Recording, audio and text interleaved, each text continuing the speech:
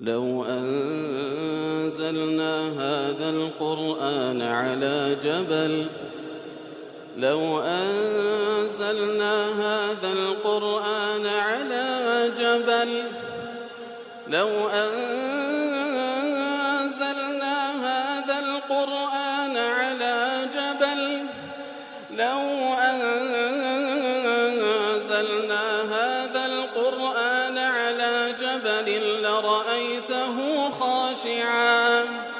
لرأيته خاشعا متصدعا من خشية الله وتلك الأمثال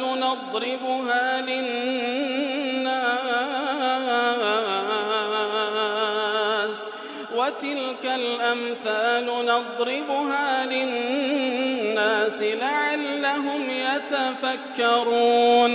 الحمد لله والصلاة والسلام على رسول الله وعلى آله وصحبه ومن والاه. السلام عليكم ورحمة الله. برزان خوشحان لواني 545 لواني كان تفسير القرآن بيروز بيم وخزمتان وما بس رضامندي رب العالمين وهي دار اوي ازي سودي لول بقرن.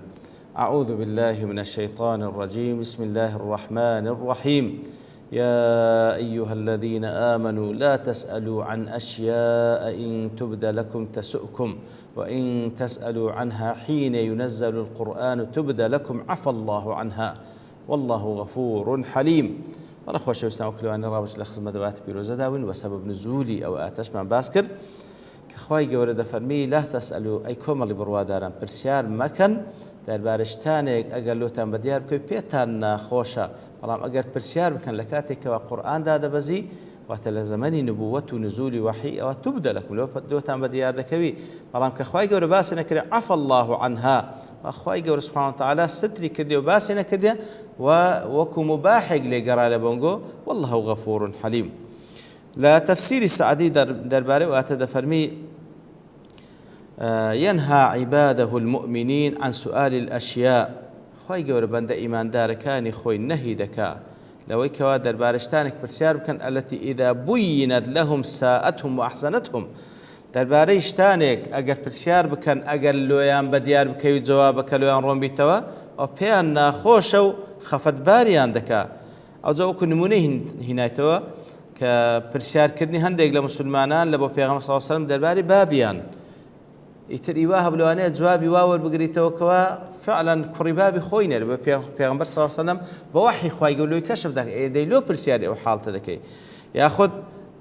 دەربارەی مەسیریان وەکو لە سەبەب نزولەکە لەوانەیە ڕابردوو باسمان کرد دەربارەی مەسیریان ئایا بەرەو بەهەشتە یان جەهەنەمە قەزیەکە چی خەتەرە. فهذا ربما أنه لو بين للسائل لم يكن له فيه خير. ئەگەر ئەو شتانە بەیان بکرێت هەموو ئەو شتانێکەوە حەزیان لێ بەیان بکرێت ئەگەر هەمووی بەیان بکرێ لەوانەیە خەیری تێدا نیە لە بۆ کەسێکەوە بزانی. وكسؤالهم للأمور غير الواقعة وياخذ برسيارك دەربارەی شتێکەوە هەڕووی نەدایە وكالسؤال التي يترتب عليه تجديدات الشرع ربما أحرجت الأمة. ياخذ برسيارکردن دەربارەی شتێکەوە ئەگەر پرسیار بکەی دەربارەی ئەو شتانە لە شەرع لو حالتي بيان ذكرك بيانش كرا أو لسر همو أمت قضيكة تردبي. وكالسؤال عما لا يعني ياخذ برسيار كندر باشتك وأن ندبا برسيار اللي بكره يتر أو برسيارانا وما أشبهها هي المنهي عنها. يتر أو برسيارانا براستي نهي لكرا وهاوشو أو برسيارانا بلام. وأما السؤال الذي لا يترتب عليه شيء من ذلك بلام أو برسيارانا كواشتيشي هاوشەوەی ئەوەی لەسەر بنیاد ناکرێت واتە نابتەمای خەم و خەفەت نابتەمای مەشەقەت لە بۆت نابتەمای با بڵێن تەعنت و حەرەز لە بۆ هەموو ئومەت لەو حاڵتەی لە بۆ ڕوونکردنەوە بەڵێ پرسیارکردنی ئەتیادیە لێیە دەربارەی پرسیاری زەڕور بە تایبەتی شارەزابوون لە دینی خوا تاوکە جێبەجێ بکەی ئەوە خوای گەورە فەسئەلوا ئەهلە الذیکر ئین کونتم لا تعلمون. کەواتە بەڕاستی پرسیارکردن لە شتانێکەوە پێویستت پێ نیە شتێک واقع نەبووە ڕووی نەدایە و هەروەها شتێکەوە هەلەی گەڕێی بە شاراوایی باشترە نەک دەربارەی ئەوەی کەوا لۆت کەشف بی پاشان خەم و خەفەت لۆ دروست بکە بەڵام دەربارەی شتێکەوە لە شەرع پێویستە شارەزای بتاوەکو بزانیت چ بکەی و چ نەکەی بەڵێ لەو حاڵەتەی فەسئەلوا ئەهلە الذیکر کونتم لا تعلمون. ئیتر ابن كثيريش رحمتي خوای لێ بێ دەفەرمی ئەو ئاەتە تەئدیب من الله لعباده المؤمنين بەڕاستی تأديبا پەروەردەکردنە لە رب العالمين لبو بند إيمان داركاني ونهي لهم عن أن يسألوا عن أشياء مما لا فائدة لهم في السؤال والتنقيب عنها وهروها فێریان دەکا ئیمانداران کەوا پرسیار دەربارەی شتێک نەکەن کەوا هیچ فائیدەی لە جوابەکەی وەرناگرن کە بزانن و لێکۆڕینەوەش لەو بابەتە هیچ فائیدەی تێدا نییە لأن إن ظهرت لهم تلك الأمور ئەگەر ئەوەی ئەوان پرسیار دەکەن ئەگەر لەویان بەدیار بکەن ربما ساءتهم لەوانەیە پێیان ناخۆش بێ و با بڵێن خەم و خەفەتیان لۆ دروست بکە یاخود مەشەقەتیان لۆ دروست بکاتن بەڵێ لا تسألوا عن أشياء تبد لكم تسؤكم وإن تسألوا عنها حين ينزل القرآن تبد لكم ئەگەر پرسیار بکەن لەو کاتێکەوە قورئان دادەبەزی و هێشتا وحی مستەمڕ و پێغەمبەر ما صلی الله عليه وسلم لۆتیان بەدیار دەکەوی کەواتە وإن تسألوا عن أشياء نزل القرآن بها یاخود بەو شێوەش لێک درایتەوە شتانێک لە قورئانی پیرۆز کە دابەزیە نزل القرآن بها مجملة بمجملي بپوختی دابەزیە بتەفسیل دانەبەزیە فتطلبوا بيانها بەڵام ئەنگۆ داوای بەیانی بکەن داوای ڕوونکردنەوە بکەن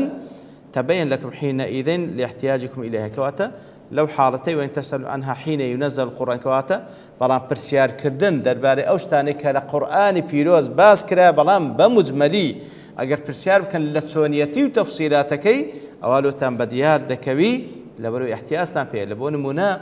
وأقيموا الصلاة لتسندين آيات خواهي يقول دفنوي نويجا كان تام بكن وآتوا الزكاة زكاة بدن بەڵام تەفسیلاتی نوێژ و زەکات لە قورئانی پیرۆز باس کرا نەخێر بە مجمەلی و بە پوختی باس کرا کە پرسیار دەکەی بەڵێ حەق خۆتە لە حەدیثەکانی پێغەمبەر صلی الله علیه و سلم ڕوونکردنەوەی تێدایە و تاوەکو بزانی کو نوێژ بکەیت چ کاتێک نوێژ بکەیت کو زەکات بدەیت چەندە مقداری زەکات و نیساب و إلى آخر لەو هەموو پرسیارکردنت پێشەوە لە حەدیث ڕوون کرایەوە کەواتە ئەگەر پرسیارکردنەکەت دەربارەی ئەو شتانەی کە لە قورئان بە پوختی و مجمەلی باس کرا ئەوە اعتیادیە و لۆتان ڕۆن دەکرێتەوە وكأن في هذا إذنا لهم في السؤال عن تفصيل المنزل ومعرفة بعد إنزاله واتلير ذا كلا سرتادا فرمي برسيار ما كان درباري شتانك أجر بديار بكلوتان مصيري خراب ياخد خفتان لو دروز ذكا بلام لباشا يدا فرمي إذن هي برسيار بكن درباري أحكام كان كوا سونيتي زي بذكرني أو يبقى بختي لقرآن بيروز باس كده تفصيل كيكوا ففيه رفع للتوهم المنع من السؤال عن الشيء مطلقا نبادا كسان قواتي بقان بهيج شويق مازال تيداني برسيار نا زوري اعتيادية برسيار بكا بروي براستي برسيار كردن نشاني اوي كواتو حريصي لسر جيبا زي كردن برسيار كردن نشاني فيربونا نشاني طلبي علمه بەڵام نابی پرسیار لەو شتانم کە بێفایدەیە نابی پرسیار لەو شتانم کە ڕووی نەدایە و ڕووش نادا نابی پرسیار لە شتانم کە بەنسبەتە تو مەستوورە داپۆشراوە ئەگەر لە بۆتکەش بیلەوانەیە خەم و خەفەت تۆ دروست بکە بەڵام شارەزابوون لە ئەحکامی دین و دنیا زۆر احتیاتی پرسیار لێ بکەیت فەخری رازی دەڵێ سوال دوو بەشە دوو شێوە برسيارك عن شيء لم يجري ذكره في الكتاب والسنة بوجه من الوجوه برسياركن لشتانك ولا قرآن ولا سنة بهيج شيء وياك باسيانك نبى كرتي نبى دريجي فهذا سؤال منهي عنه أويكوا نهي ما ليكرا تر برسياركن لشتاكوا بهيج شيء وياك القرآن ولا السنة نهاتيا يتر أجر ضرور بأخوي جورا بلاي كم إشارة بيدا ما دام هيز باسي نكرا تواو أتوش برسياري ليه مكا نوع دوم السؤال عن شيء نزل به القرآن نوع دوم ويكوا شتيك للقرآن باس كرايا بلام السامع لم يفهمه بلام أكسيك وجوي للقرآن قلت تينا جيشتيا ياخذ مجملة ياخذ بيسبة تفسيرها فها هنا السؤال واجب لو حاطي برسيار كردن واجبا لو يدفن وإن تسألوا عنها حين ينزل القرآن تبدأ لكم أو بوشة وإن تسألوا عنها حين ينزل القرآن تبدأ لكم كاتزوري مفسرين وهالك دايتوا واتأوشتان كالقرآن بيروز بپختی و مجملی باز کرد دکره پرسیار لیبکن تاوکو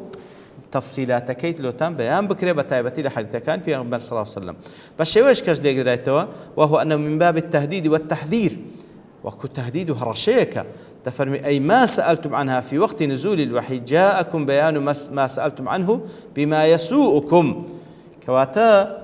اگر پرسیار بکن لهندێک شت کە لێتان شاراوەیە و لەو کاتێک کە وحی دادەبەزی و پێغەمبەر لە بەیتان صلی الله علیه وسلم لۆتان وەڵام دەدرێتەوە بەڵام نەتیجەکەی پێتان ناخۆش دەبی واتە لا تتعرضوا للسؤال عما يسوءكم بيانه پرسیار لە شتێک مەکەنکەوە بەیانکردنەکەی لە بۆنگۆ خراپە عاجزتان دەکەوە وإن تعرضتم له في زمن الوحي أبدي لكم ئەگەر لە زەمەنی وحی پرسیار بکەن ئەوەتان وەکو ئەو سەبەب نزولێک کە باسمان کرد ئیتر پێغەمبەر صلی الله علیه و سلم مؤیدە بە وحی کاتێکەوە کەسانێک وەکو شەک و گومان هەموو پرسیارێکی لێ دەکەن خوای گەورە تەئید دەکا هەموو شتێکی لۆ کەشف دەکا چێ بابیتی لەوانەیە کە بە حەقی کوڕی بابی خۆی نییە پێغەمبەر صلی الله علیه و سلم بە وحی لەلایەن خوای گەورە لۆی کەشف دەکا ئیتر نەتیجە و مەسیری ناخۆش مەسیرم چییە ئێ باشە لۆ شتێک پرسیار دەکەی کەوا بەڕاستی هەممانە شەک و گومان لەو پێغەمبەر صلی الله علیه و سلم هەم مەسیرەکەش لە بۆ تو ناخۆشە كواتا بوشي وجه لقلاته وقال بعضهم إنه تعالى بين أولا إن تلك الأشياء التي سألوا عنها إن أبديت لهم ساءتهم كواتا لسارتاء كفرموي أو شتاني كوان برسياريان كر أقلوان بديار بكوي أو بيان ناخوش دبي لنتيجكي برام باشان دفرمي إن سألوا عنها أبديت لهم برام أقل دفرمي برسيار بكن لو كاتك قرآن دار بزلوان بديار كوي فكان حاصل الكلام إن سألوا عنها إن سألوا عنا أبديت لهم وإن أبديت لهم ساءتهم كوات أوشتاني أوان برسيار دكان كقرآن باسي نكردية أجر برسيار دكان لو كاتك قرآن دا بزي أو لويان رون دكمو وأجر روش لوشان رون كردوا أو ساءتهم بأن ناخوش دبي فيلزم من مجموع المقدمتين إن سألوا عنها ظهر لهم ما يسوء ولا يسرهم كواتا بالتأكيد أو برسياراني كوا بيوست نية برسيار بكري أجر برسيار بكن لو كاتك واحد هذا بزي أو لو أن بديار ذك ولا نتيجة ده بيان خوشة ولا نتيجة ده ما شق عليهم يعني درباري عندك تكاليفك كخواي جور نيكردي برام أتو كبرسيار ذكي وبرسيار ذكي لا نتيجة ده بزيتن بتايبة لكاد نزولي وحي اشتغلوا ده بزي كوا أو تكليف على صد قرستر ذكاتن والأسرار الخفية التي يفضحون بظهورها وأو أسرار نهين يعني كوا خواي جور سترك بلا موان كهر برسيار ذكر كاتك وبديارك أوان معي دبيت معي حياتون كوات معي فضيحة ونحو ذلك ما لا خير في وهو أو برسيارانك وخير بيونيا فكما أن السؤال عن الأمور الواقعة مستتبع لإبدائها كوات بهماش وش برسيار كن لو شتان كوا واقعة عيني أوي كوا لنتيجة بديار دكويتن كذلك السؤال عن تلك التكاليف مستتبع لإيجابها على طريق التجديد كواتا أو حالة ثانية كوا مستورة وكباس ماكر أجر هر برسيار كانوا بعبرين زياتر حريص من لسر كوابي زانن لو انكشف دبيونا نتجدا بيان ناخش بها ماشي سؤال كرن دربار هندك أحكام تكليفي كوا خواي جور داينه بزاندي هر برسيار بكن لنتيجة دا شتيك دادا بزي بتابت لزمن نزول وحي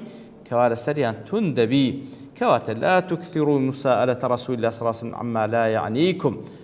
ما معناه كي وات زور برسيال پیغمبر مكان صلى الله عليه وسلم درباري اوشتاني كوال لا يعنيكم كوال براستي بيويسنية من نحو التكاليف شاقة عليكم للتكاليف قرز لسرتان إن أفتاكم بها وكلفكم إياها حسب ما أوحي إليه لم تطيقوا بها أجر هل بخوتان برسيار بكان هل بخوتان برسيار بكن بلام هشتاج دانا بزيا يتر بوحي لبو بيان صوت دانا بزيو لسرتان قرص دبي يتر بوشوي أو كوا من هي برسيار كردن لو أحكامان كدانا بزيا خواي جورا داينا بزانديا ستري كرديا بلام برسيارش مكان وهروها برسيار مكان لو حاطين كواس بابلين لحالتي خوتان درباري وكو أو لسبب نزولك هاتي لمصيري خوتان يتر أوشتان من هي بلام أوشتان كوا بيوسا لدين باز بكري وأحكام كاين تيبقي أو بابا تشكى يتر أوشتان برسيار مكان كخواي جور باز نكري عفى الله عنها أي عن تلك الأشياء خواي جور هندك شد عفى الله عنها أو درباري أوشتانا كاتك القرآن في دانا بازاندي ولم يوجبها عليكم وهروها لسرتان واجب نكرة توسعة عليكم كات عندك شتي خواي جور كباس نكردي تا وكل سرتان بفراواني ببنيته تنجي نكا لسرتان أو عفى الله عن بيانها لئلا يسوءكم بيانها ياخذ عندك حالته لمصيرتان لأوي خواي جور باس نكردي تا وكو بيتان ناخوش نبيتن أو المعنى عفى الله عن مسائلكم السالفة بو معناه شات أو كبيشتري برسارتان عفى الله عنها خايو تجاوزي كرد بو كواليتان خوش بو فلا تعودوا إلى مثلها كواتبو شوش ليك درايتوا لا تفسير سعد دفر عفى الله عنها أي سكت معافيا لعباده منها. خواي قورا هندك تكلفة خواي قورا كباسي نكردية بندكاني عفو كردية، فكل ما سكت الله عنه فهو مما أباحه وعفى عنه. أو كخواي قورا باسي نكردية لو تكلفانيك وخواي قورا أنقول عفو كردية دي أنقول زياد برسيار ما كان تاكل سرتا فرض بكري. والله غفور حليم كواتا خواي قورا غفورة لم يزل بالمغفرة موصوفا. خواهي قولا وصف ذكر بردوام بويك مغفرته ليخوش بنيها وبالحلم والإحسان معروفا. وهروها خواهي قولا بوي ناس راك صبره لسر إنسان كان ساكان لقلدك فتعرضوا لمغفرة وإحسان دي هول بدن مغفرة وإحسان كي بدز بينا ودواب كان بكردو ساكا كان يتربو شوية خواهي قولا خلاصة وآتأوية وكل سبب نزولك هاتي ناكري برسيار دربار اشتيك بكي كوا روي ندا ناكري دربار برسيار اشتيك كوا غيبة وستر أخوة يقول ستري كردي وبيوز ناكا وانده برسيار بكي بتايبت لزمني نزولي وحي بلان برسيار كردن لو شتاني كوا بمجملي خوا يقول باس كري بيوز ببيان كردن بتايبتي لحديث بيان صلى الله عليه وسلم بيان كرا برسيار بكا تاكلوت بيان بكريتن وفاسألوا أهل الذكر إن كنتم لا تعلمون. يتر أويك بيان كده خواي جورا عفى الله عنها وكو رحمتك خواي جورا تاو بوشي اللي ما كرديو لسر ما يتودنا كرديو. يتر براسي إنسان بيوستا فير بيكا برسيال لسبكا وبرسيارش لسنكاتا تاو كتوشي موقفي محرزنا. وصلى الله وسلم على نبينا محمد وعلى آله وصحبه أجمعين وآخر دعوانا الحمد لله رب العالمين. لو أنزلنا هذا القرآن على جبل لرأيته خاشعا متصدعا من خشية الله وتلك الأمثال